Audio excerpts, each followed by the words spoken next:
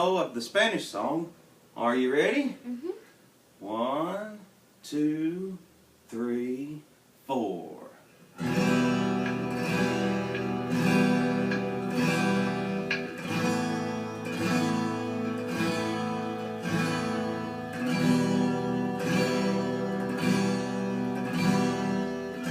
I'm going to play a little something. You ready?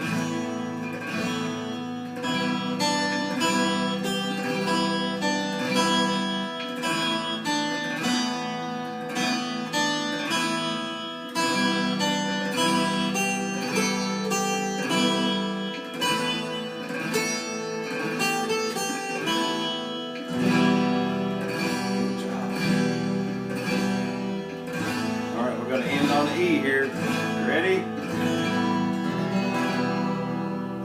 There we go. Good job, Emily. Here's a screenshot of the chord chart we're using today. These are called chord boxes. Basically, it just shows you the position of your fingers, which strings are open, and what fret you're playing it at. Okay, hello folks. Welcome.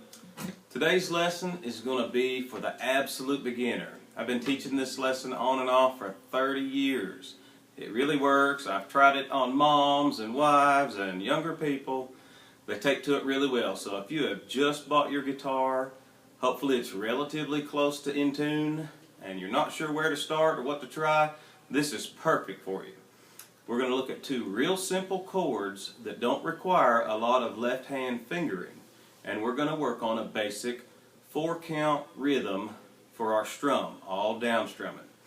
But just a quick recap of what you're dealing with here, because we use a lot of strange terms in the guitar world. We talk about frets and strings and numbers and this number and that number, which finger, which fret, so it can get confusing.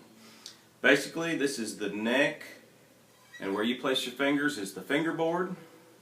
These little lines here are your frets. They have fret markers at 3, 5, 7, and 9.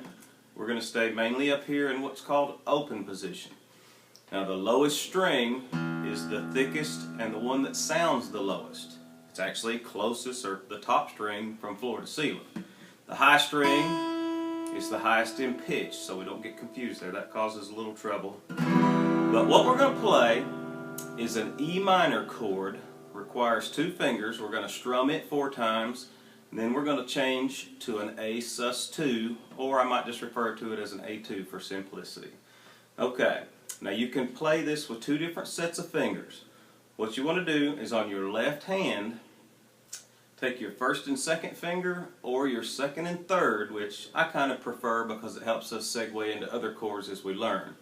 But a lot of beginners are real skilled already with their index fingers and their thumbs just from living life on planet Earth. So what we want to do is on the 5th string, the first string down from the thickest string, put our first or second finger on the 2nd fret. Then take our 2nd or 3rd finger, whichever you choose to use, and put it on the 4th string at the 2nd fret. And now try to use up on the tips of the fingers and try to keep the fleshy part of the hand away from the high string. Now give that a strum and see how you sound. That's an E minor chord. Got that one? Alright, now we're going to strum it 4 times. 1, 2, 3, 4. Now what we're going to do is try to freeze that hand in place. We're going to lift that shape off of the fretboard, move it down to the next course of strings, which would be your 4th string and your 3rd string. Keep everything at the 2nd fret, the same 2 fingers. Okay, did you see that move?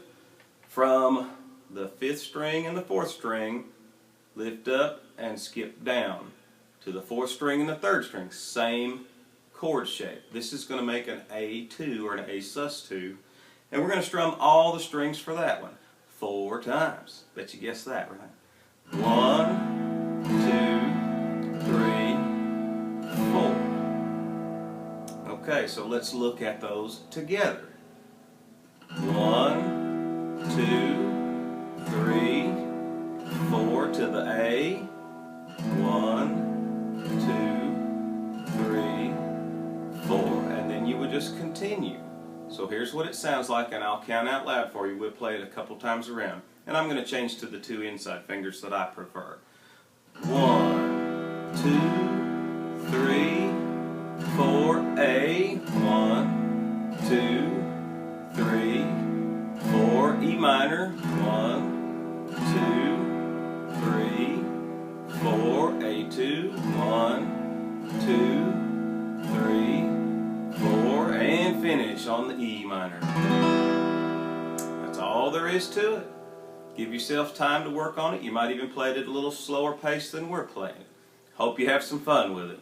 Thanks a lot, folks.